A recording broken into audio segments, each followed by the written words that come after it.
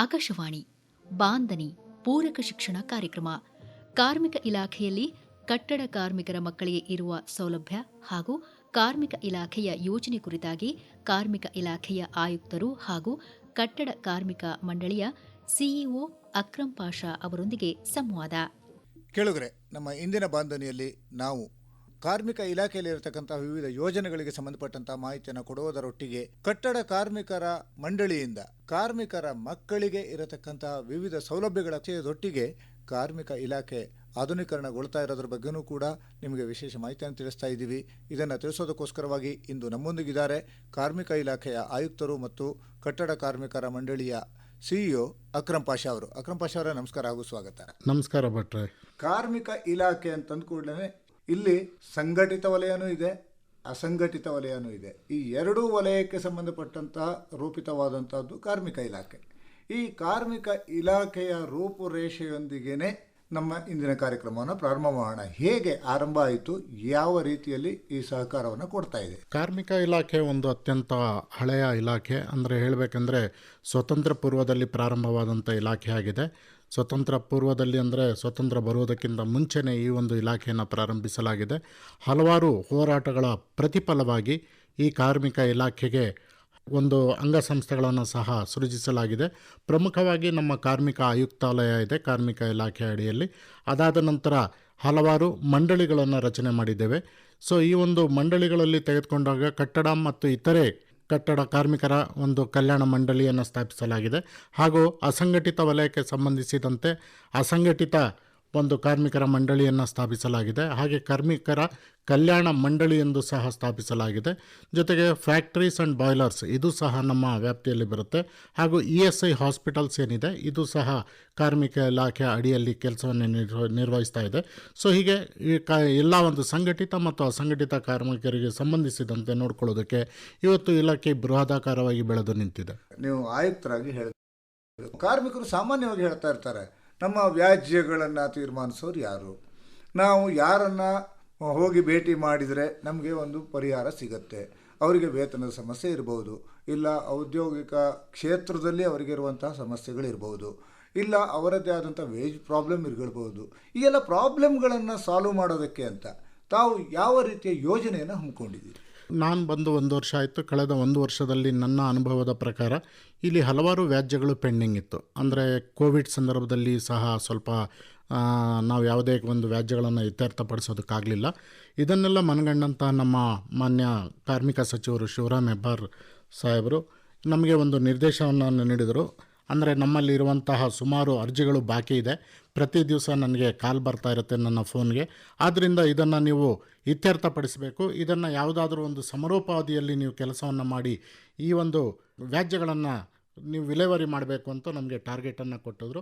ಆದ್ದರಿಂದ ನಾವು August 16ರಿಂದ September 15ನೇ ತಾರೀಕಿನವರೆಗೆ ಒಂದು ಕಾರ್ಮಿಕ ಅದಾಲತ್, 1 ತಿಂಗಳ ಕಾಲ ನಾವು ಒಂದು ಕಾರ್ಮಿಕ ಅದಾಲತನ್ನು ಹಮ್ಮಿಕೊಂಡಿದ್ವಿ.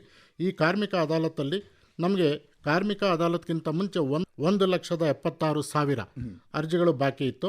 ಅದಾದ ನಂತರ ನಾವು ಅದಾಲತ್ನಲ್ಲಿ 1 ತಿಂಗಳ ಕಾಲ ನಾವು ಅದನ್ನು ಅರ್ಜಿಯನ್ನು ಸ್ವೀಕರಿಸಿದ್ವಿ. ಆಗ ಸಹ 1,26,000 ಅರ್ಜಿಗಳು ಬಂತು. ಒಟ್ಟು 3,02,000 ಅರ್ಜಿಗಳು ನಮ್ಮ ಹತ್ರ ಬಾಕಿ ಇತ್ತು. ಇದನ್ನು ನಾವು 1 ತಿಂಗಳಲ್ಲಿ 16/8ರಿಂದ 15/9ರವರೆಗೆ 1 ತಿಂಗಳಲ್ಲಿ ಸುಮಾರು 2,83,000 ಅರ್ಜಿಗಳನ್ನು ವಿಲೇವಾರಿ ಮಾಡಿದ್ವಿ. ಇದರಿಂದ 1,53,996 ಕಾರ್ಮಿಕರಿಗೆ ಇದರ ಲಾಭ ದೊರೆಯಿತು.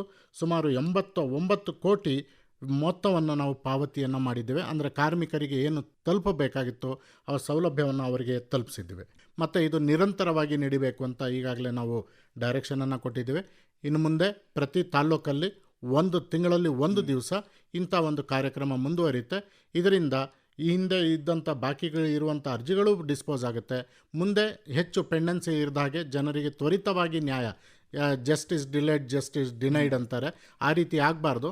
ಸೊ ತಕ್ಷಣ ಅವರಿಗೆ ಈ ಒಂದು ಪರಿಹಾರ ಸಿಗಬೇಕು ಅಂತ ನಾವು ಈಗಾಗಲೇ ನಿರ್ದೇಶನವನ್ನು ಕೊಟ್ಟಿದ್ದೇವೆ. ಇದು ಒಂದು ರೀತಿಯಲ್ಲಿ ಆರ್ಗನೈಸ್ಡ್ ಸೆಕ್ಟರ್ಗಳಿಗೆ ಆಯಿತು. ತಾವು ಕಟ್ಟಡ ಕಾರ್ಮಿಕ ಮಂಡಳಿಯ ಸಿಇಒನೂ ಆಗಿರೋದ್ರಿಂದ ಇಲ್ಲಿಯೂ ಏನಾದರೂ ಅದಾಲತ್ ಮಾಡಿದ್ರಾ?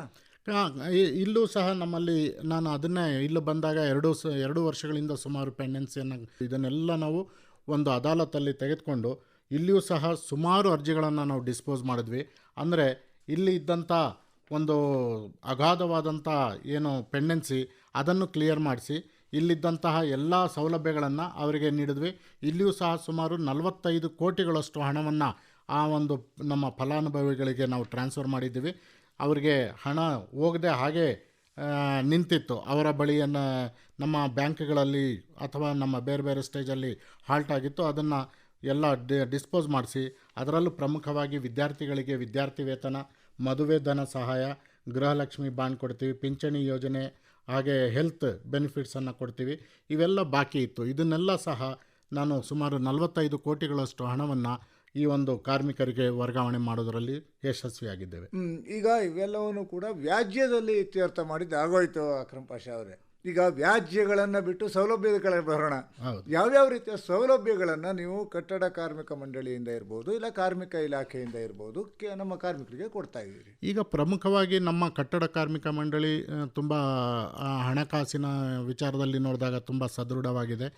ಇಲ್ಲಿ ಹಾಗೆ ನಮ್ಮ ಕೇಳುಗರಿಗೆ ಒಂದನ್ನು ಸ್ಪಷ್ಟಪಡಿಸ್ಬೋಣ. ಯಾಕೆಂತಂದ್ರೆ ಕಟ್ಟಡ ಕಾರ್ಮಿಕ ಮಂಡಳಿಗೆ ಹಣ ಹೇಗೆ ಬರುತ್ತೆ ಅಂತಂದ್ರೆ, ಹೌದು, ಇಲ್ಲಿ ಕಟ್ಟಡವನ್ನು ಕಟ್ಟುವಾಗ ನಾವು ಒಂದು ಪ್ಲಾನ್ ಅಪ್ರೂವಲ್ ಮಾಡುವಾಗ ಒಂದಿಷ್ಟು ಹಣವನ್ನು ಕಟ್ಟಡವನ್ನು ನಿರ್ಮಿಸುವವರು ಕಟ್ತಾರೆ, ಅದು ಕೂಡ ಕಾರ್ಮಿಕರಿಗೆ ವಿನಿಯೋಗ ಆಗುತ್ತೆ ಅಂತ ಹೇಳ್ಬೋದಲ್ವಾ? ಹೌದು. ಈಗ ಕಟ್ಟಡ ಕಾರ್ಮಿಕರ ಮಂಡಳಿ ಏನು ಇದನ್ನು ನಾವು ಸ್ಥಾಪನೆ ಮಾಡಿದ್ವಿ, 2007ರಿಂದ ಪ್ರಾರಂಭ ಮಾಡಿದ್ದೇವೆ ಇಲ್ಲಿ ನಮ್ಮ ಕರ್ನಾಟಕದಲ್ಲಿ. ಭಾರತ ಸರ್ಕಾರದ ನಿರ್ದೇಶನದಂತೆ ಎಲ್ಲ ರಾಜ್ಯಗಳಲ್ಲೂ ಇಂಥ ಒಂದು ಕಟ್ಟಡ ಕಾರ್ಮಿಕರ ಮಂಡಳಿಯನ್ನು ಸ್ಥಾಪಿಸಿ ಅಲ್ಲಿ ಆ ರಾಜ್ಯದಲ್ಲಿ ಯಾವುದೇ ಕಾಮಗಾರಿ, ಯಾವುದೇ ಒಂದು ಕನ್ಸ್ಟ್ರಕ್ಷನ್ ರಿಲೇಟೆಡ್ ವರ್ಕ್ ಮಾಡ್ತಾರೆ, ಅದರ ಮೇಲೆ 1% ಸೆಸ್ಸನ್ನು ಹಾಕ್ತಾರೆ. 100 ರೂಪಾಯಿ ಅವರು ಖರ್ಚು ಮಾಡಿದ್ರೆ ಕಟ್ಟಡದ 1 ರೂಪಾಯಿಯನ್ನು ಸೆಸ್ಸನ್ನು ಹಾಕ್ತಾರೆ. ಸೊ ಅಂದರೆ 10 ಲಕ್ಷಕ್ಕಿಂತ ಹೆಚ್ಚು ಬೆಲೆ ಬಾಳುವಂಥ ಯಾವುದೇ ಕನ್ಸ್ಟ್ರಕ್ಷನನ್ನು ಮಾಡಿದಾಗ ಇಂಡಿವಿಜುವಲ್ ಹೌಸ್, ಅದೇ ಗೌರ್ಮೆಂಟ್ ಅಥವಾ ಬೇರೆ ವರ್ಕ್ ಆದರೆ ಅವರು ಬಿಲೋ 10 ಲಕ್ಷ ಇದ್ರೂ ಸಹ ಕಟ್ಟಬೇಕಾಗುತ್ತೆ. 10 ಲಕ್ಷಕ್ಕಿಂತ ಹೆಚ್ಚೇ ಬೆಲೆ ಬಾಳುವಂಥ ಒಂದು ಮನೆ ಅಥವಾ ಕಾಮಗಾರಿಯನ್ನು ಕೈಗೊಂಡಾಗ ಅಲ್ಲಿ ನಾವುಗಳು 1% ಸೆಸ್ಸನ್ನು ನಮ್ಮ ಕಟ್ಟಡ ಕಾರ್ಮಿಕರ ಮಂಡಳಿಗೆ ನಾವು ಕೊಡಬೇಕಾಗುತ್ತೆ. ಇದನ್ನು ಯಾಕೆ ಹೇಳ್ತಾ ಇದ್ದೀನಿ ಅಂತಂದರೆ, ನಮ್ಮ ಭಾಳಷ್ಟು ಸಂದರ್ಭದಲ್ಲಿ ಪ್ಲಾನ್ ಅಪ್ರೂವಲ್ಗೆ ಹೋದಾಗ ಕೇಳ್ತಾರೆ, ಕಟ್ಟಡವನ್ನು ಕಟ್ಟೋರು ನಾವು ಕಟ್ಟಡ ಕಾರ್ಮಿಕ ಮಂಡಳಿಗೆ ಯಾಕೆ ದುಡ್ಡು ಕೊಡಬೇಕು ಅಂತ. ಇದನ್ನು ಕೇಳೋರಿಗೆ ಹೇಳ್ಬೋಣ ಅಕ್ರಮ್ ಪಾಷಾ. ಹೌದು, ಇದು ಯಾಕೆಂದರೆ ಇವತ್ತು ಏನು ಕಟ್ಟಡ ಕಾರ್ಮಿಕರು ತುಂಬ ಶ್ರಮಪಟ್ಟು ಇವತ್ತು ನೀವು ನೋಡಿರ್ಬೋದು, ಅಪಾರ್ಟ್ಮೆಂಟ್ಗಳನ್ನು 25 ಫ್ಲೋರ್ ಅಪಾರ್ಟ್ಮೆಂಟನ್ನು ಕಟ್ತಾರೆ. ಆದರೆ ಅವರ ಸ್ಥಿತಿ ನೋಡಿದಾಗ ತುಂಬ ಶೋಚನೀಯವಾಗಿರುತ್ತೆ. ಅವರ ಹೆಲ್ತ್ ಮೇಲೆ ತುಂಬ ಎಫೆಕ್ಟ್ ಆಗುತ್ತೆ. ಮತ್ತು ಅವರು ಕೆಲವು ವೇಳೆ ಅಪಘಾತಕ್ಕೀಡಾಗಿ ಪ್ರಾಣವನ್ನು ಕಳೆದುಕೊಳ್ಳುವಂಥ ಒಂದು ಸಂದರ್ಭ. ಶ್ರಮಜೀವಿಗಳು ಅವರು ಕಷ್ಟಪಡ್ತಾರೆ, ಕಟ್ಟಡವನ್ನು ಕಟ್ತಾರೆ, ಆದರೆ ಸುಖವನ್ನು ಅನುಭವಿಸೋರು ಬೇರೆ ಇರ್ತಾರೆ. ಆದ್ದರಿಂದ ಅವರ ಒಂದು ವೆಲ್ಫೇರ್ಗೋಸ್ಕರ ಸುಪ್ರೀಂ ಕೋರ್ಟ್ ಡೈರೆಕ್ಷನ್ ಮತ್ತು ಭಾರತ ಸರ್ಕಾರದ ನಿರ್ದೇಶನದಂತೆ ಪ್ರತ್ಯೇಕವಾದಂಥ ಒಂದು ಕಾಯ್ದೆಯನ್ನು ಸಹ ಮಾಡಿದ್ದಾರೆ, ಸುಂಕ ನಿರ್ಧಾರಣೆ ಮಾಡುವುದು. ಈ ಒಂದು ಸುಂಕ ಸೆಸ್ಸನ್ನು 1% ಸೆಸ್ಸನ್ನು ನಮ್ಮ ಒಂದು ಕಟ್ಟಡ ಕಾರ್ಮಿಕರ ಮಂಡಳಿಯಲ್ಲಿ ನಾವು ಈಗಾಗಲೇ ಖಾತೆಯನ್ನು ತೆಗೆದಿದ್ದೇವೆ. ಆ ಖಾತೆಗೆ ಇವರು ಹಾಕಬೇಕಾಗುತ್ತೆ. ನೀವು ಹೇಳಿದಾಗೆ ಯಾವುದೇ ಕಾಮಗಾರಿ ಅಂದರೆ ನೀವು ಮುನ್ಸಿಪಾಲಿಟಿಗೆ ಹೋಗ್ತೀರಾ ಅಥವಾ ಕಾರ್ಪೊರೇಷನ್ಗೆ ಹೋಗ್ತೀರಾ, ಕಟ್ಟಡ ಲೈಸೆನ್ಸ್ ಪಡ್ಕೊಳ್ಬೇಕಾದ್ರೆ ನೀವು 1%ನ್ನು ಕಡ್ಡಾಯವಾಗಿ ಪಾವತಿಸಿದ ನಂತರವೇ ನಿಮಗೆ ಲೈಸೆನ್ಸ್ ಸಿಗುತ್ತೆ. ಅದೇ ರೀತಿ ಇನ್ನೂ ಗ್ರಾಮ ಪಂಚಾಯಿತಿಗಳಲ್ಲಿ ಮತ್ತು ಬೇರೆ ಕಡೆ ಇದನ್ನು ಸಹ ನಾವು ಇನ್ಸಿಸ್ಟ್ ಮಾಡ್ತಾಯಿದ್ವಿ. ಈಗಾಗಲೇ ಸುಮಾರು 900 ಅಥಾರಿಟಿಗಳಿಗೆ ನಾನು ಲೆಟ್ರನ್ನು ಹಾಕಿದ್ದೇನೆ. ಹಲವು ಕಡೆ ಇನ್ನೂ ಸೆಸ್ ಅಷ್ಟು ಸ್ಪಷ್ಟವಾಗಿ ಕೊಡ್ತಾ ಇರಲಿಲ್ಲ. ಆದ್ದರಿಂದ ಈಗ ಸೆಸ್ ಕಲೆಕ್ಷನ್ ನಾವು ಒಂದು ಕ್ಯಾಂಪೇನನ್ನು ಸ್ಟಾರ್ಟ್ ಮಾಡ್ತಾಯಿದ್ವಿ, ಸುಂಕ ಸಂಗ್ರಹಣಾ ಅಭಿಯಾನ ಅಂತ. ನವೆಂಬರ್ 2ರಿಂದ ಡಿಸೆಂಬರ್ 1ವರೆಗೆ ಇದರಲ್ಲಿ ಅರಿವು ಮೂಡಿಸುವುದು, ಬಾಕಿ ವಸೂಲಾತಿ ಕ್ರಮವನ್ನು ವಹಿಸುವುದು, ಎಲ್ಲ ಕಚೇರಿಗಳ ಆಡಿಟ್ ಮಾಡೋದು ಇದು ನಮ್ಮ ಪ್ರಮುಖ ಉದ್ದೇಶವಾಗಿದೆ. ಇದರಿಂದ ನವೆಂಬರ್ 2ರಿಂದ ಇಡೀ 1 ತಿಂಗಳ ಕಾಲ ನಾವು ಅಭಿಯಾನವನ್ನು ನಡೆಸಿ ಮಂಡಳಿಯನ್ನು ಹಣಕಾಸಿನದಲ್ಲಿ ಸದೃಢವಾಗಿ ಮಾಡಬೇಕು ಅನ್ನೋದು ನಮ್ಮ ಉದ್ದೇಶ. ಈಗಾಗಲೇ ನಮ್ಮಲ್ಲಿ ಹಲವಾರು ಸ್ಕೀಮ್ ಇದೆ. ಅಂದರೆ ಶೈಕ್ಷಣಿಕ ಧನ ಸಹಾಯ ನೀಡೋದು, ಮದುವೆ ಧನ ಸಹಾಯ, ಅಂತ್ಯ ಸಂಸ್ಕಾರಕ್ಕೆ ವೆಚ್ಚವನ್ನು ನೀಡ್ತೇವೆ, ಹಾಗೆ ಪ್ರಮುಖ ವೈದ್ಯಕೀಯ ಮತ್ತು ಅಪಘಾತ ಪರಿಹಾರ ನೀಡ್ತೀವಿ, ಹಾಗೆ ಹೆರಿಗೆ ಧನ ಸಹಾಯ ಕೊಡ್ತೀವಿ, ಹಲವಾರು ಉಪಕರಣಗಳನ್ನು ಖರೀದಿಸಿ ಕೊಡ್ತೀವಿ, ಪಿಂಚಣಿ ಸೌಲಭ್ಯ ಕೊಡ್ತೀವಿ, ಆದರೆ ದುರ್ಬಲತೆ ಆದಾಗ ಅವರಿಗೆ ಪಿಂಚಣಿ ಸೌಲಭ್ಯ, ಕುಟುಂಬ ಸೌಲಭ್ಯ. ಸೊ ಈಗ BMTC ಪಾಸನ್ನು ಕೊಡ್ತೀವಿ, ಶಿಶುಪಾಲನಾ ಕೇಂದ್ರವನ್ನು ತೆಗಿತೀವಿ. ಮುಂದಿನ ದಿನಗಳಲ್ಲಿ ವಸತಿ ಸೌಲಭ್ಯವನ್ನು ಮಾಡಿಕೊಡ್ಬೇಕು ಅಂತ ಸಹ ಈಗಾಗಲೇ ನಾವು ನಮ್ಮ ಮಂಡಳಿ ವತಿಯಿಂದ ಕ್ರಮ ವಹಿಸ್ತಾರೆ. ಸ್ಕೀಮನ್ನು ಹೇಳ್ತಾ ಹೋದರೆ ನಮ್ಮ ಕಟ್ಟಡ ಕಾರ್ಮಿಕರಿಗೆ ಇಷ್ಟೆಲ್ಲ ಸೌಲಭ್ಯ ಇದೆಯಾ ಅಂತ ಒಂದು ರೀತಿಯಲ್ಲಿ ಆಶ್ಚರ್ಯ ಪಡಬೇಕಾದಂಥದ್ದು ಒಂದು ಹೇಳ್ತಾ ಇದ್ದೀರಿ. ವಿದ್ಯಾರ್ಥಿ ವೇತನ ಅಂತಂದರೆ, ಮದುವೆಗೆ ಧನ ಸಹಾಯ ಅಂತಂದರೆ, ಗೃಹಲಕ್ಷ್ಮಿ ಬಾಂಡ್ ಅಂತಂದರೆ, ಅದೆಲ್ಲಕ್ಕಿಂತ ಹೆಚ್ಚಾಗಿ ಗೌರ್ಮೆಂಟ್ ಎಂಪ್ಲಾಯಿ ಕೊಟ್ಟಾಗ ಪೆನ್ಷನ್ನು ಕೊಡ್ತೀನಿ ಅಂತ ಹೇಳ್ತೀರಲ್ಲ, ಇದೇನಿದು? ಹೌದು, ಈಗ ಅವರು ನಮ್ಮ ಕರ್ನಾಟಕ ಸರ್ಕಾರ 60 ವರ್ಷ ಆದ ನಂತರ ರಿಟೈರ್ಡ್ ಮಾಡ್ತಾರೆ. ಆ ನಂತರ ಅವರಿಗೆ ಪೆನ್ಷನ್ ಅಂತ ಕೊಡ್ತಾರೆ. ಅದೇ ರೀತಿ ನಮ್ಮ ಕಟ್ಟಡ ಕಾರ್ಮಿಕ ಮಂಡಳಿಯಲ್ಲಿ ನೋಂದಾಯಿಸ್ಕೊಂಡಿದ್ದಾರೆ. ಈ ನೋಂದಾಯಿಸಲ್ಪಟ್ಟಂಥ ಎಲ್ಲ ಕಾರ್ಮಿಕರು ನಮ್ಮ ಸದಸ್ಯರು. ಅವರು 60 ವರ್ಷದ ನಂತರ ಅವರು ರಿಟೈರ್ಡ್ ಆದ ಹಾಗೆ ಅವರು ಕೆಲಸವನ್ನು ಮಾಡೋದಕ್ಕೆ ಸದೃಢರಾಗಿರೋದಿಲ್ಲ. ಆದ್ದರಿಂದ ಅವರು ನಿವೃತ್ತಿ ಹೊಂದಿದ ನಂತರ, ಅಂದರೆ 60 ವರ್ಷದ ನಂತರ ಪೆನ್ಷನನ್ನು ನಾವು ಅವ್ರಿಗೆ ಕೊಡ್ತೀವಿ. ಸೊ ಅವರಿಗೆ ಈಗ 2,000 ರೂಪಾಯಿ ಇತ್ತು, ಅದನ್ನು 3,000 ರೂಪಾಯಿ ಪರ್ ಮಂತ್ ಪೆನ್ಷನನ್ನು ಮಾಡಿದ್ದೀವಿ. ಮತ್ತು ಅವರ ಕುಟುಂಬದವರಿಗೆ, ಅವರು ಸತ್ತೋದ ನಂತರ ಅವರ ಅವಲಂಬಿತರಿಗೆ 2,000 ರೂಪಾಯಿ ಪೆನ್ಷನನ್ನು ಕೊಡುವಂಥ ವ್ಯವಸ್ಥೆಯನ್ನು ಸಹ ನಾವು ಇಟ್ಕೊಂಡಿದ್ದೀವಿ. ಹಾಗೆಯೇ ತಾಳಿಭಾಗ್ಯ ಯೋಜನೆ ಭಾಳ ಫೇಮಸ್ ಆಗಿರುವಂಥ ಯೋಜನೆ. ನೀವು ನೋಡಿದ್ರೆ ಮದುವೆಗೆ ಧನ ಸಹಾಯ ಮಾಡ್ತೀನಿ ಅಂತ ಹೇಳ್ತೀರಿ. ಹೌದು, ಯಾಕಂದರೆ ಇಲ್ಲಿಯೂ ಸಹ ನಮ್ಮ ಏನು ಕಾರ್ಮಿಕರಿದ್ದಾರೆ ಅವರ ಮಕ್ಕಳಿಗೆ ಆ ಮದುವೆ ಸಂದರ್ಭದಲ್ಲಿ ಅವರಿಗೆ ಧನ ಸಹಾಯವನ್ನು ನೀಡುವಂಥ ಒಂದು ವ್ಯವಸ್ಥೆನ ಮಾಡ್ಕೊಳ್ತಾ ಇದ್ವಿ. ಹಾಗೆ ನೀವು ಮಾತನಾಡ್ತಾ ಇರಬೇಕಿದ್ರೆ ಕಟ್ಟಡ ಕಾರ್ಮಿಕರ ಮಕ್ಕಳಿಗೆ ಸ್ಕಾಲರ್ಶಿಪ್ ಅಂತಂದರೆ, ಈ ಸ್ಕಾಲರ್ಶಿಪ್ ಬಗ್ಗೆ ನಮ್ಮ ಕೇಳೋರಿಗೆ ಒಂದಿಷ್ಟು ಮಾಹಿತಿಯನ್ನು ಕೊಡೋಣ. ಇತ್ತೀಚೆಗೆ ಈಗಾಗಲೇ ನೀವು ನೋಡಿರ್ಬೋದು, ನಾನು ಮೈನಾರಿಟಿ ವೆಲ್ಫೇರಲ್ಲಿದ್ದಾಗ ವಿದ್ಯಾರ್ಥಿ ವೇತನ, ಶಾದಿ ಭಾಗ್ಯ ಇಂಥ ಯೋಜನೆಗಳು ತಂದಿದ್ವಿ. ಸೊ ಇಲ್ಲಿಯೂ ಇದು ಮ್ಯಾನ್ಯುಯಲ್ ನಡೀತಾ ಇದೆ. ಅಂದರೆ ಪೆಂಡೆನ್ಸಿ ಇದೆ. ಅಲ್ಲಿ ಒಂದು ದೊಡ್ಡ ಕ್ರಾಂತಿಕಾರಿ ಬದಲಾವಣೆ ತಂದ್ಬಿಟ್ಟು ಆನ್ಲೈನ್ ವ್ಯವಸ್ಥೆಯನ್ನು ಮಾಡಿದ್ವಿ ಅಕ್ರಮ್ ಪಾಷಾ ಅವರ ಮೈನಾರಿಟಿಯಲ್ಲಿ ಇರುವಂಥ ಸಮಯದಲ್ಲಿ. ಹೌದು, ಈಗ ಇಲ್ಲಿಯೂ ಕೂಡ ಏನಾದರೂ ಆನ್ಲೈನ್ ವ್ಯವಸ್ಥೆ ಬರ್ತಾ ಇದೆಯಾ? ಖಂಡಿತವಾಗಿ. ಅಂದರೆ ಏನೋ ಸ್ಕಾಲರ್ಶಿಪ್ ಮಕ್ಕಳು ನಮ್ಮ ಕಚೇರಿಗಳಿಗೆ ಓಡಾಡಬೇಕಾಗಿದೆ. ಮತ್ತು 50% ಟೈಮನ್ನು ನಮ್ಮ ಅಧಿಕಾರಿಗಳು ಬರೀ ಈ ಸೌಲಭ್ಯ ವಿತರಣೆಯಲ್ಲೇ ಟೈಮ್ ಪಾಸ್ ಮಾಡ್ತಾರೆ. ಆದ್ದರಿಂದ ಅವ್ರ ಮೇಲೆ ಹೆಚ್ಚು ಒತ್ತಡ ಹಾಕಿದೆ. ತುಂಬ ಸರಳೀಕರಣ ಮಾಡಿ, ಆನ್ಲೈನ್ ಸಿಸ್ಟಮನ್ನು ಸರಳೀಕರಣ ಮಾಡಿ ಸಿಂಪಲ್ಲಾಗಿ ಒಂದು ಆನ್ಲೈನ್ ಅಪ್ಲಿಕೇಶನನ್ನು ಮಾಡ್ತಾಯಿದ್ವಿ. ಸ್ಟೇಟ್ಸ್ ಸ್ಕಾಲರ್ಶಿಪ್ ಪೋರ್ಟಲ್ ಏನಿದೆ ಅದರಲ್ಲಿ ಆನ್ಬೋರ್ಡ್ ಆಗ್ತಾಯಿದ್ದೀವಿ. ಆ ಒಂದು ಸ್ಕಾಲರ್ಶಿಪ್ ಈಗಾಗಲೇ ನಮ್ಮಲ್ಲಿ ಸುಮಾರು 70,000 ವಿದ್ಯಾರ್ಥಿಗಳು ನಮ್ಮಿಂದ ವಿದ್ಯಾರ್ಥಿ ವೇತನ ಪಡ್ಕೊಳ್ತಾ ಇದ್ದಾರೆ. ಈಗ ಆನ್ಲೈನ್ ಅಪ್ಲಿಕೇಶನನ್ನು ಈ ವರ್ಷದಿಂದ ಜಾರಿ ಮಾಡ್ತಾಯಿದ್ವಿ. ಸೊ ಈ ಒಂದು ಆನ್ಲೈನ್ ಮಾಡೋದ್ರಿಂದ ಮಕ್ಕಳಿಗೆ ಯಾವುದೇ ತೊಂದರೆ ಆಗೋದಿಲ್ಲ. ಒಂದು ಸಾರಿ ಅವರು 1ನೇ ಕ್ಲಾಸ್ಗೆ ಅಪ್ಲೈ ಮಾಡಿದ್ರೆ 10ನೇ ತರಗತಿವರೆಗೆ ಆಟೋಮೆಟಿಕ್ಕಾಗಿ ಅವ್ರು ಪಾಸ್ ಆದರೆ ಮುಂದಿನ ದಿನಗಳಲ್ಲಿ ಪ್ರತಿ ವರ್ಷ ಅವರಿಗೆ ಸ್ಕಾಲರ್ಶಿಪ್ ಬರ್ತಾ ಇರುತ್ತೆ. ಪ್ರತಿ ವರ್ಷ ಅಪ್ಲೈ ಮಾಡುವಾಗಿಲ್ಲ. ಮತ್ತು ಇದು ಪೇಪರ್ಲೆಸ್. ನೀವು ಏನು ಅಲ್ಪಸಂಖ್ಯಾತರ ಇಲಾಖೆಯಲ್ಲಿ ಇರುವಂಥ ಸಮಯದಲ್ಲಿ ನೀವು ಇದನ್ನು ಇಂಟ್ರೊಡ್ಯೂಸ್ ಮಾಡಿದ್ರಿ, ಆಮೇಲೆ ದೇಶವ್ಯಾಪಿಯಾಗಿ ಇದು ಅನುಷ್ಠಾನಗೊಳ್ಳುವಂಥ ಒಂದು ಪ್ರಸಂಗ ಬಂತು ಅಕ್ರಮ್ ಪಾಷಾ ಅವರೇ. ಈಗ ಅದರ ಮುಂದುವರೆದ ಭಾಗವಾಗಿ ಕಾರ್ಮಿಕ ಇಲಾಖೆಯಲ್ಲಿ ಮಾಡ್ತಾ ಇದ್ದೀರಿ. ಹೌದು, ಯಾಕೆಂದರೆ ನಾನು ಅಲ್ಪಸಂಖ್ಯಾತರ ಕಲ್ಯಾಣ ಇಲಾಖೆಯಲ್ಲಿ ಏನು NIC ಬ್ಯಾಂಗ್ಳೂರು ಮೈನಾರಿಟಿ ವೆಲ್ಫೇರ್ನವ್ರು ಮಾಡಿದರು, ಅದನ್ನು ಇಡೀ ಭಾರತ ಕಾಪಿ ಮಾಡ್ತು. ಅಂದರೆ ಭಾರತ ದೇಶದಲ್ಲಿ ನ್ಯಾಷನಲ್ ಸ್ಕಾಲರ್ಶಿಪ್ ಪೋರ್ಟಲ್ ಅಂತ NIC ಡೆಲ್ಲಿ ಅವರು ನಮ್ಮ ಮಾದರಿಯನ್ನು ಅಳವಡಿಸ್ಕೊಂಡು ಇಡೀ ಭಾರತಕ್ಕೆ ನೀಡ್ತಾ ಇದ್ದಾರೆ. ಅದೇ ರೀತಿ ನಾವು ಈಗ ನಮ್ಮ ಸ್ಟೇಟ್ ಸ್ಕಾಲರ್ಶಿಪ್ ಪೋರ್ಟಲಲ್ಲಿ ನಾವು ಇದನ್ನು ಆನ್ಲೈನಲ್ಲಿ ಜಾರಿಗೆ ತರ್ತಾ ಇದ್ದೀವಿ. ಇದು ಪೇಪರ್ಲೆಸ್ ಇದೆ. ಯಾವುದೇ ಒಂದು ಪೇಪರ್ ಅಪ್ಲೋಡ್ ಮಾಡಬೇಕಾಗಿಲ್ಲ. ಪ್ರತಿಯೊಬ್ಬರು ಜಸ್ಟ್ ಅವ್ರಿಗೆ ಸ್ಕೂಲ್ ID ಇರುತ್ತೆ, SAT ID, ಅದು ಮತ್ತು ಕಾಲೇಜ್ ID ಇರುತ್ತೆ. ಅದನ್ನು ಎಂಟ್ರಿ ಮಾಡಿ ನಮ್ಮ ಕಾರ್ಮಿಕರ ID ಎಂಟ್ರಿ ಮಾಡಿದ್ರೆ ಸಾಕು, ಆಟೋಮೆಟಿಕ್ ಡೇಟಾ ಫೆಚ್ ಆಗುತ್ತೆ, ಆನ್ಲೈನಲ್ಲಿ ಫೀಡ್ ಆಗುತ್ತೆ. ಕಟ್ಟಡ ಕಾರ್ಮಿಕರು ಅಂತಂದರೆ ಒಂದು ರೀತಿಯಲ್ಲಿ ವಲಸೆ ಕಾರ್ಮಿಕರಾಗಿರ್ತಾರೆ. ಇವತ್ತು ಈ ಶಾಲೆಯಲ್ಲಿ ಓದ್ತಾನೆ, ನಾಳೆ ಇನ್ನೊಂದು ಶಾಲೆಗೆ ಹೋಗ್ತಾನೆ, ಇನ್ನೊಂದು ಸಾರಿ ಬೇರೆ ರಾಜ್ಯಕ್ಕೂ ಹೋಗೋ ಸಾಧ್ಯತೆ ಇರುತ್ತೆ. ಆಗ ಈ ಒಂದು ಸ್ಕಾಲರ್ಶಿಪ್ ಪೋರ್ಟಲ್ ಹೇಗೆ? ಉತ್ತಮವಾದಂಥ ಪ್ರಶ್ನೆಯನ್ನು ಕೇಳಿದ್ರಿ. ಇದರಲ್ಲಿ ಆದ್ದರಿಂದ ಈಗ ನಾವು ಪ್ರಾಯೋಗಿಕವಾಗಿ ನಾವು ಮಾಡ್ತಾ ಇರೋದು, ನಾವು ಈಗ ವಿದ್ಯಾರ್ಥಿಗಳ ಅಕೌಂಟ್ಗೆ ಕೊಡಬಾರ್ದು. ಆದ್ದರಿಂದ ತಂದೆ ಏನು ರಿಜಿಸ್ಟರ್ಡ್ ಆಗಿದ್ದಾರೆ ಕಾರ್ಮಿಕರು ಅವರ ನೇರವಾಗಿ ಅವರ ಅಕೌಂಟ್ಗೆ ಕೊಡೋಣ ಅಂತ ಡಿಸೈಡ್ ಮಾಡಿದ್ದೀವಿ. ಫಸ್ಟ್ ಇದನ್ನು ಪ್ರಾಯೋಗಿಕವಾಗಿ ಮಾಡ್ತಾ ಇದ್ದೀವಿ. ಖಂಡಿತವಾಗಿ ಇದು ಯಾವುದೇ ತೊಂದರೆ ಆಗೋದಿಲ್ಲ. ನೇರವಾಗಿ ಆ ಒಂದು ಕಾರ್ಮಿಕರಿಗೆ ಈ ಸೌಲಭ್ಯವನ್ನು, ಮಕ್ಕಳ ಪರವಾಗಿ ಕಾರ್ಮಿಕರಿಗೆ ಆ ಒಂದು ಹಣವನ್ನು ತಲುಪಿಸ್ತೀವಿ. ಈಗಾಗಲೇ 70,000 ವಿದ್ಯಾರ್ಥಿಗಳು ಈ ಸೌಲಭ್ಯವನ್ನು ಪಡ್ಕೋತಿದ್ದಾರೆ ಅಂತ ಅಂದ್ಬಿಟ್ಟು ಅಕ್ರಮ್ ಪಾಷಾ ಅವರು ಸಾಮಾನ್ಯವಾಗಿ ಹೇಳುವಂಥದ್ದು, ಕಟ್ಟಡ ಕಾರ್ಮಿಕರ ಮಕ್ಕಳು ತಮ್ಮ ಒಂದು ಕುಲ ಕಸಬು ಮೂಲ ವೃತ್ತಿಯನ್ನೇ ಮುಂದುವರಿಸ್ಕೊಂಡು ಕಟ್ಟಡ ಕಾರ್ಮಿಕರಾಗಿ ಮುಂದುವರಿತಾರೆ ಅಂತ. ತಾವೇನೋ KS IAS ಆಗ್ಬಿಡ್ತೀರಿ, ಅವ್ರ ಮಕ್ಕಳು ಆಗೋದು ಬೇಡವಾ? ಹೌದು, ಖಂಡಿತವಾಗಿ ಉತ್ತಮವಾದಂಥ ಪ್ರಶ್ನೆಯನ್ನು ಹೇಳಿದ್ರಿ. ಈಗಾಗಲೇ ಮಂಡಳಿ ವತಿಯಿಂದ ಹಲವಾರು ಹೊಸ ಯೋಜನೆಗಳನ್ನು ನಾವು ಕೈಗೊಳ್ತಾ ಇದ್ದೇವೆ. ಈಗ ಹೇಳಿದಾಗೆ ಸ್ಕಾಲರ್ಶಿಪ್ ಏನಿತ್ತು ತುಂಬ ಕಡಿಮೆ ರೇಟ್ ಇತ್ತು, ಅದನ್ನು ನಾವು ಈಗೆಲ್ಲ ಡಬಲ್ ಮಾಡಿದ್ವಿ. ಹೆಚ್ಚೆಚ್ಚು ಸ್ಕಾಲರ್ಶಿಪ್ಪನ್ನು ಮಕ್ಕಳಿಗೆ ಕೊಡೋದಂಥ ಒಂದು ಯೋಜನೆಯನ್ನು ರೂಪಿಸಿದ್ವಿ, ಅದನ್ನು ಜಾರಿಗೊಳಿಸಿದ್ವಿ, ಸರಳೀಕರಣ ಮಾಡಿದ್ವಿ. ಎರಡನೇದಾಗಿ KS IAS ಅಂತ ಹೇಳಿದ್ರಿ, ನಾನು ಮೈನಾರಿಟಿಯಲ್ಲಿ ಇದ್ದಾಗಲೂ ಸಹ ಇದನ್ನು ಮಾಡಿದ್ದೆ. ಅಲ್ಲೂ ತುಂಬ ಸಕ್ಸಸ್ಫುಲ್ ಆಗಿ ಈ ಬಹಳ ಯೋಜನೆ ಅತ್ಯುನ್ನತ ಮಟ್ಟದಲ್ಲಿರತಕ್ಕಂತಹ ಕೋಚಿಂಗ್ ಕ್ಲಾಸ್ಗಳಿಗೆ ಕಳಿಸ್ಕೊಟ್ಬಿಟ್ಟಿದ್ರಿ ವಿದ್ಯಾರ್ಥಿಗಳನ್ನ. ಡೆಲ್ಲಿಗೆ ಕಳಿಸಿದ್ವಿ, ಹೈದರಾಬಾದ್ ಕಳಿಸಿದ್ವಿ, ಇಲ್ಲಿ ಬೆಂಗಳೂರಿನಲ್ಲಿರುವಂಥ ಪ್ರತಿಷ್ಠಿತ ಸಂಸ್ಥೆಗಳಲ್ಲಿ ಕೊಡಿಸಿದ್ವಿ. ಅದೇ ರೀತಿ ಈ ಬಾರಿಯೂ ಸಹ ನಮ್ಮ ಕಾರ್ಮಿಕ ಇಲಾಖೆಯ ಕಟ್ಟಡ ಕಾರ್ಮಿಕರ ಮಕ್ಕಳಿಗೂ ಸಹ ಈ ಒಂದು IAS KS ತರಬೇತಿಯನ್ನು ನೀಡಬೇಕು ಅಂತ ಯೋಜನೆಯನ್ನು ರೂಪಿಸಿದ್ವಿ. ಈಗಾಗಲೇ ನಾವು ನೋಟಿಫಿಕೇಷನನ್ನು ಕೊಟ್ಟಿದ್ವಿ. ಸುಮಾರು 3,500 ಮಕ್ಕಳು ಈಗಾಗಲೇ ಇದನ್ನು ಅಪ್ಲೈ ಮಾಡಿದ್ದಾರೆ. ಈ 3,500ದಲ್ಲಿ ಮಿನಿಮಮ್ ಒಂದು 10% ಮಕ್ಕಳಿಗೆ ನಾವು ಈ ಒಂದು ತರಬೇತಿಗೆ ಕಳಿಸ್ತೀವಿ. ಈ ವರ್ಷವೂ ಸಹ ಅವರಿಗೆ ಡೆಲ್ಲಿ, ಹೈದರಾಬಾದ್, ಬ್ಯಾಂಗ್ಳೂರಿನ ಪ್ರತಿಷ್ಠಿತ ಸಂಸ್ಥೆಗಳಲ್ಲಿ ತರಬೇತಿಯನ್ನು ಕೊಡುವುದರ ಜೊತೆಗೆ ಅವರಿಗೆ ಸ್ಟೈಫೆಂಡನ್ನು ಕೊಟ್ಟು, ಅಂದರೆ ಒಂದು ಟೈಮ್ ಬೌಂಡ್ ಪ್ರೋಗ್ರಾಮ್ ಸುಮಾರು 7ರಿಂದ 9 ತಿಂಗಳ ಕಾಲ ನಿರಂತರವಾಗಿ ತರಬೇತಿಯನ್ನು ಕೊಟ್ಟು ಅವ್ರಿಗೆ ಯಶಸ್ವಿಯಾಗಿ, ಅಂದರೆ ಅವರು ಮಕ್ಕಳು ಅದರಲ್ಲೇ ತೊಡಗಬಾರ್ದು, ಬೇರೆ ಕೆಲಸದಲ್ಲಿ ತೊಡಬೇಕು, ಅವರ ಜೀವನ ಮಟ್ಟ ಉತ್ತಮವಾಗಬೇಕು ಅನ್ನೋದು ನಮ್ಮ ಯೋಜನೆ ಆಗಿದೆ.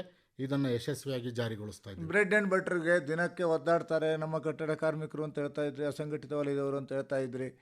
ವಿದೇಶಕ್ಕೆ ಕಳಿಸಿದಂಥ ಉದಾಹರಣೆಯು ನೀವು ಅಲ್ಪಸಂಖ್ಯಾತರ ಕಲ್ಯಾಣ ಇಲಾಖೆಯಲ್ಲಿ ಇರುವಂಥ ಸಮಯದಲ್ಲಿ ಮಾಡಿದ್ರಿ. ಈ ಮಕ್ಕಳನ್ನು ಯಾಕೆ ವಿದೇಶಕ್ಕೆ ಕಳಿಸಬಾರ್ದು? ಖಂಡಿತವಾಗಿ. ಈಗ ಏನು ಅಲ್ಪಸಂಖ್ಯಾತರ ಕಲ್ಯಾಣ ಇಲಾಖೆಯಿಂದ ಪ್ರತಿ ವರ್ಷ ಸುಮಾರು 500 ವಿದ್ಯಾರ್ಥಿಗಳಿಗೆ ಕಳಿಸ್ಕೊಡ್ತಾ ಇದ್ವಿ. 17 ಕಂಟ್ರಿಗಳಲ್ಲಿ ಅವರು ಓದ್ತಾ ಇದ್ದರು. ಉತ್ತಮವಾದಂಥ ಎಜುಕೇಷನನ್ನು ಪಡ್ಕೊಂಡು ಮುಂದೆ ಬಂದು ಅವರು ಸಹ ಸುಮಾರು ಸಮಾಜದಲ್ಲಿ ಬೇರೆಯವರಿಗೆ ಹೆಲ್ಪ್ ಮಾಡಿದ್ದಾರೆ. ಅದೇ ಮನೋಭಾವದ ಮೂಲಕ ನಮ್ಮ ಕಟ್ಟಡ ಕಾರ್ಮಿಕರಿಗೂ ಸಹ ವಿದೇಶದಲ್ಲಿ ಉನ್ನತ ವ್ಯಾಸಂಗಕ್ಕೆ ಧನ ಸಹಾಯ ಮಾಡಬೇಕು ಅಂತ ಈಗಾಗಲೇ ಹಿಂದಿನ ಮಂಡಳಿ ಸಭೆಯಲ್ಲಿ ತೀರ್ಮಾನಿಸಲಾಗಿದೆ. ಈ ಯೋಜನೆಯನ್ನು ಸಹ ನಾವು ಜಾರಿಗೊಳಿಸ್ತಾ ಇದ್ವಿ. ಅಂದರೆ ಉತ್ತಮವಾದಂಥ ವಿದ್ಯಾಸಂಸ್ಥೆಗಳಲ್ಲಿ ವಿದೇಶದಲ್ಲಿ ನಮ್ಮ ಕಟ್ಟಡ ಕಾರ್ಮಿಕರ ಒಂದು ಮಕ್ಕಳು ಸಹ ಓದಬೇಕು, ಅವರ ಕನಸು ನನಸಾಗಬೇಕು ಅನ್ನೋದು ನಮ್ಮ ಉದ್ದೇಶ. ಖಂಡಿತವಾಗಿ ಮುಂದಿನ ದಿನಗಳಲ್ಲಿ ಹೆಚ್ಚೆಚ್ಚು ವಿದ್ಯಾರ್ಥಿಗಳಿಗೆ ವಿದೇಶದಲ್ಲಿ ಏನು ನಮ್ಮ ರಾಜ್ಯದಲ್ಲಿ ಓದ್ತಾ ಇದ್ದಾರೆ ಅವ್ರಿಗೆ, ರಾಜ್ಯ ಮತ್ತು ದೇಶದಲ್ಲಿ ಓದ್ತಾ ಇದ್ದಾರೆ ಅವ್ರಿಗೆ ಸ್ಕಾಲರ್ಶಿಪ್ ಕೊಡುತ್ತಾ ಇದ್ದೀವಿ.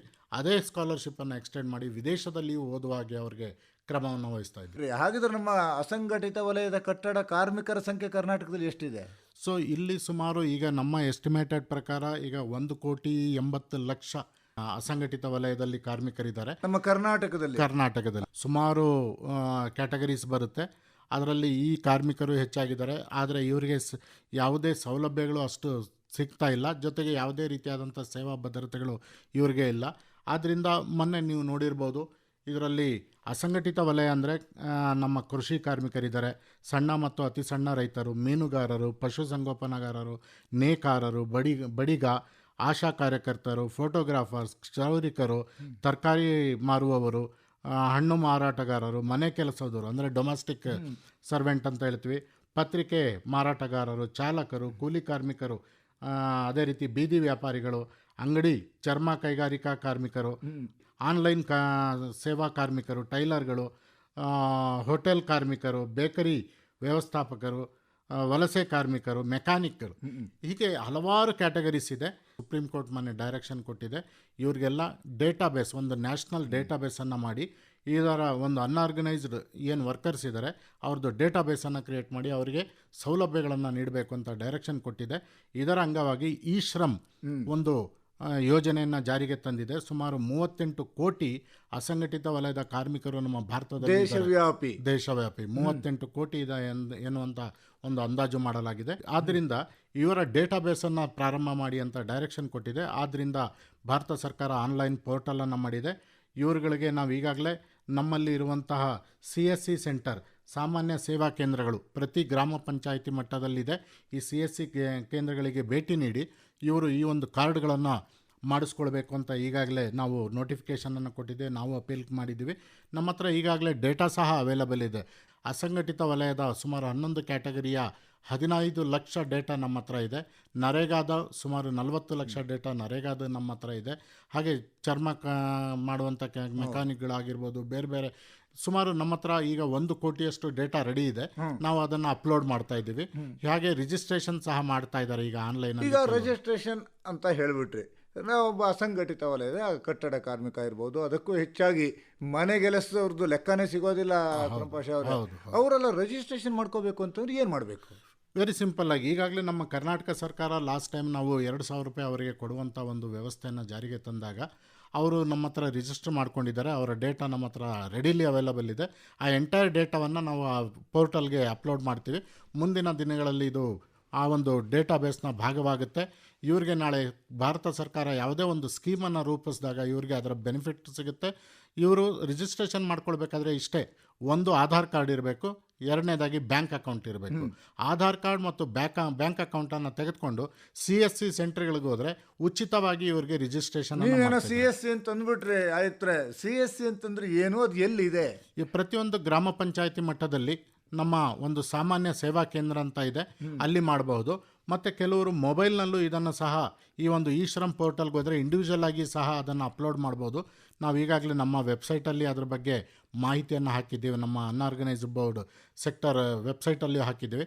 ಸೊ ಹೀಗೆ ಪ್ರತಿಯೊಬ್ಬರು ಇದರ ಪ್ರಯೋಜನವನ್ನು ಪಡ್ಕೊಳ್ಬೇಕು ಅಂತ ಈ ಮೂಲಕ ಮತ್ತೊಮ್ಮೆ ಕೇಳ್ಕೊಳ್ತಾ ಇದ್ದೀನಿ. ಯಾಕೆಂದರೆ ಇದು ಮುಂದಿನ ದಿನಗಳಲ್ಲಿ ಭಾರತ ಸರ್ಕಾರ ಅಥವಾ ಕರ್ನಾಟಕ ಸರ್ಕಾರ ಯಾವುದೇ ಯೋಜನೆಯನ್ನು ರೂಪಿಸಿದಾಗ ಈ ಒಂದು ಕ್ಯಾಶ್ ಬೆನಿಫಿಟ್ ಇರ್ಬೋದು ಅಥವಾ ಇನ್ಯಾವುದೇ ರೀತಿಯಾದಂಥ ಸ್ಕೀಮನ್ನು ತರ್ಬೋದು.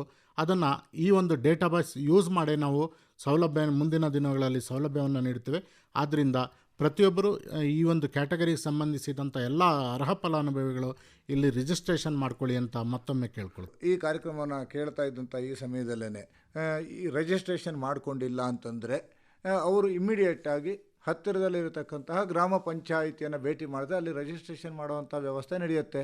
ಈಗ ನೀವು ಏನೇನು ಸೌಲಭ್ಯಗಳನ್ನು ಹೇಳಿದಿರೋ ಎಲ್ಲ ಸೌಲಭ್ಯಗಳನ್ನು ಪಡ್ಕೊಳ್ಳೋದಕ್ಕೆ ಅವರು ಅರ್ಹರಿರ್ತಾರಾಗಿದ್ರೆ, ಅಂದರೆ ಕಟ್ಟಡ ಕಾರ್ಮಿಕ ಮಂಡಳಿದು ಸೌಲಭ್ಯ ಇವರಿಗೆ ಸಿಗೋದಿಲ್ಲ. ಅಸಂಘಟಿತ ಮಂಡಳಿಯಲ್ಲಿ ಮುಂದಿನ ದಿನಗಳಲ್ಲಿ ಯಾವುದೇ ಒಂದು ಯೋಜನೆಯನ್ನು ರೂಪಿಸಿದಾಗ ಅವರಿಗೆ ಈ ಒಂದು ID ಕಾರ್ಡ್ ಸಿಗುತ್ತೆ.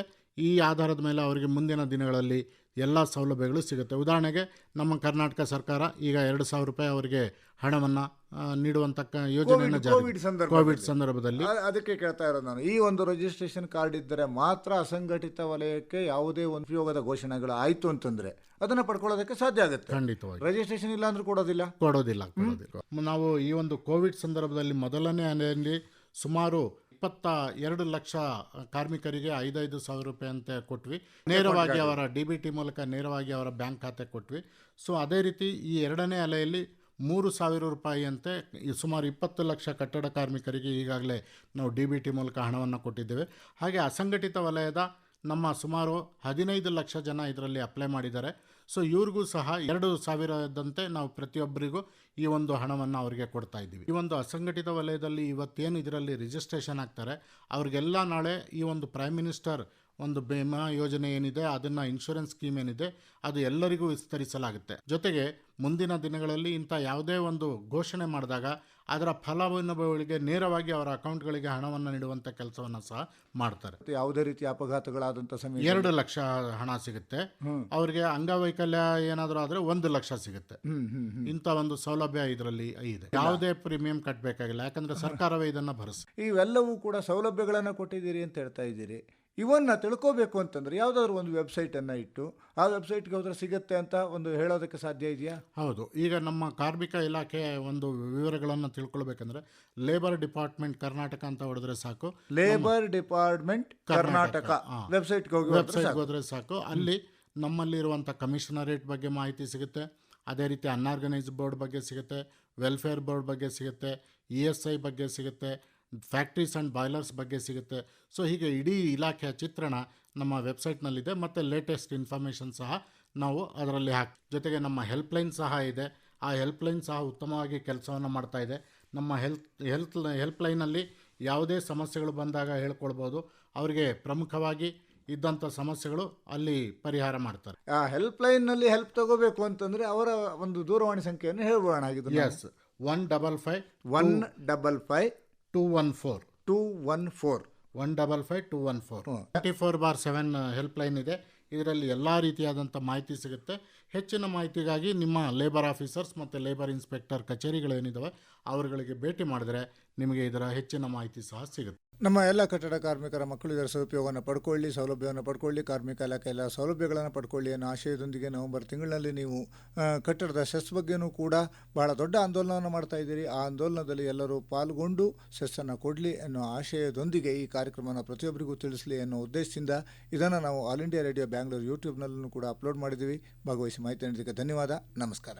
ಥ್ಯಾಂಕ್ ಯು ಭಟ್ರೆ. ಬಾಂಧನಿ ಕಾರ್ಯಕ್ರಮದಲ್ಲಿ ಇದುವರೆಗೂ ಕಾರ್ಮಿಕ ಇಲಾಖೆಯಲ್ಲಿ ಕಟ್ಟಡ ಕಾರ್ಮಿಕ ಮಕ್ಕಳಿಗೆ ಇರುವ ಸೌಲಭ್ಯ ಹಾಗೂ ಕಾರ್ಮಿಕ ಇಲಾಖೆಯ ಯೋಜನೆ ಕುರಿತಾಗಿ ಕಾರ್ಮಿಕ ಇಲಾಖೆಯ ಆಯುಕ್ತರು ಹಾಗೂ ಕಟ್ಟಡ ಕಾರ್ಮಿಕ ಮಂಡಳಿಯ ಸಿಇಒ ಅಕ್ರಂ ಪಾಷಾ ಅವರೊಂದಿಗಿನ ಸಂವಾದವನ್ನ ಕೇಳಿದಿರಿ.